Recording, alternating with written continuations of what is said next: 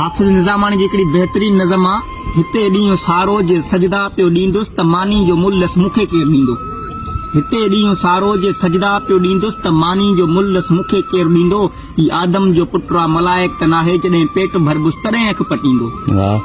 ए जन्नत जा मालिक के दोज़ख जा वारिस ए मुसले जे कुल्हा मूंखे कोण वारा। ही हर रोज़ मिसकीन हेॾा मरनि था उन्हनि लाइ अवां वटि न आयत इशारा। उम्मत बि साॻी मुहानरो बि साॻियो न असीं यहूदी न तवी न सारा। उम्मत बि साॻी मुहानरो बि साॻियो न असीं यहूदी न तवी न सारा। नबी जी निशानी बि ॿिन्ही में ॿुधां पियो ॿुधाए पोइ केरु पेट सां पथर ॿधंदो। हिते ॾींहुं सारो जे सजदा पियो ॾींदुसि त मानी जो मुल्लस मूंखे केरु ॾींदो। ही आदम जो पुटु आहे मलाइक त नाहे जॾहिं पेट भरबुसि तॾहिं अखि पटींदो। वेही लाल कुर्सी ते कलमा लिखो था।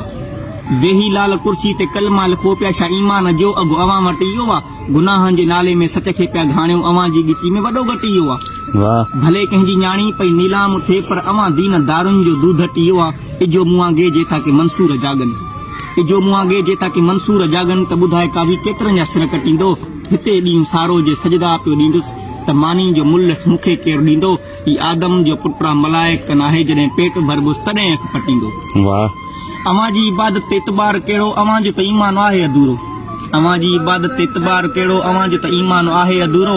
ही 70 फिरकनि जो सहनो मथे ते ॿुधायो अवां में सही यार कहिड़ो। पोइ ख़ुदा जो त खलकियो आऊं बायां पोइ ख़ुदा जो त खलकियो आऊं बायां। ही सुनत ऐं लफ़ल जो तकरार कहिड़ो। तहजुद ऐं तकवा जो तोरो आहे तो वटि। तहजुद ऐं तकवा जो तोरो आहे त तो वटि। सुई साइमी साहिब पाण ई टकींदो। हिते ॾींहुं सारो जे सजदा पियो ॾींदुसि त मानी जो मुल्लस मूंखे केरु ॾींदो। आदम जो पुटु आहे मलाइक त नाहे जॾहिं पेट भरबुसि तॾहिं अखि पटींदो। वॾे सॾी वाइज़ वॾी बांग वरते।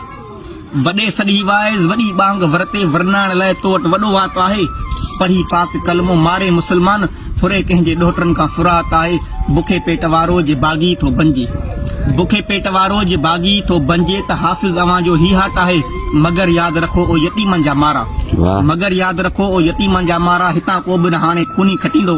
हिते ॾींहुं सारो जे सजदा पियो ॾींदुसि त मानी जो मुल्लस मूंखे केरु ॾींदो। ही आदम जो पुटु आहे मलाइक त नाहे जॾहिं पेट भरबुसि तॾहिं अखि पटींदो। हक़ मौजूद जी असन।